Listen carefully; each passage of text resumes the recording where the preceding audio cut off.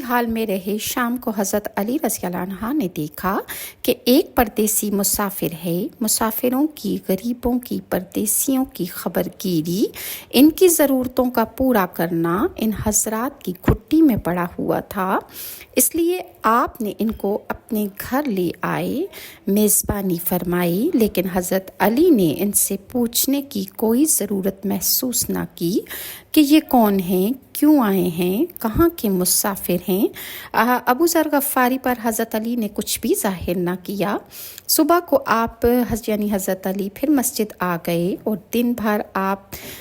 ابو ذر غفاری بھی اسی حال میں گزرا کہ آپ وہاں پر بیٹھے رہے، خود پتہ نہ چلا اور نہ آپ نے کسی سے پوچھا کہ حضرت رسول اللہ کہاں ہیں اور ان کی تعلیمات کیا ہیں۔ غالباً اس کی وجہ یہ ہوگی کہ رسول اللہ کے ساتھ آپ نے دشمنی کے قصے بہت مشہور سن رکھے تھے۔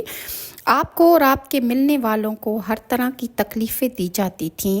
لہٰذا ان کو خیال ہوا کہ صحیح حال معلوم نہیں ہوگا اور بدگمانی کی وجہ سے مفت کی تکلیف علیحدہ رہے گی۔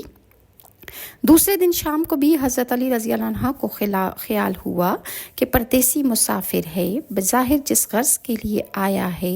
وہ اس کی پوری نہیں ہوئی، اس لیے پھر اپنے گھر لے گئے اور رات کو انہیں کھلایا سلایا، مگر پوچھنے کی اس رات کو بھی نوبت نہ آئی۔ تیسری رات کو پھر یہی صورتحال ہوئی تو حضرت علی رضی اللہ عنہ نے حضرت ابو ذر غفاری سے پوچھا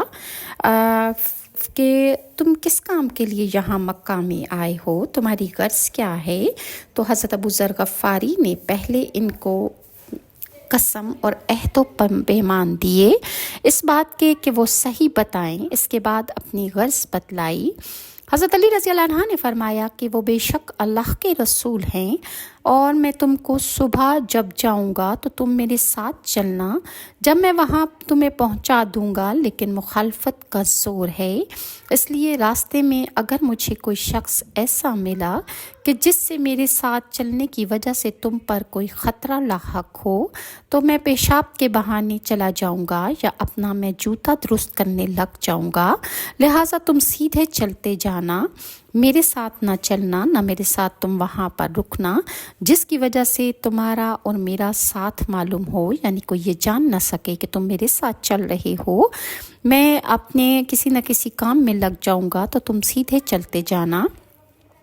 چنانچہ صبح کو حضرت علی رضی اللہ عنہ حضرت ابو ذر غفاری کے ساتھ رسول اللہ صلی اللہ علیہ وآلہ وسلم کی خدمت میں پہنچے، وہاں جا کر بات چیت ہوئی۔ اسی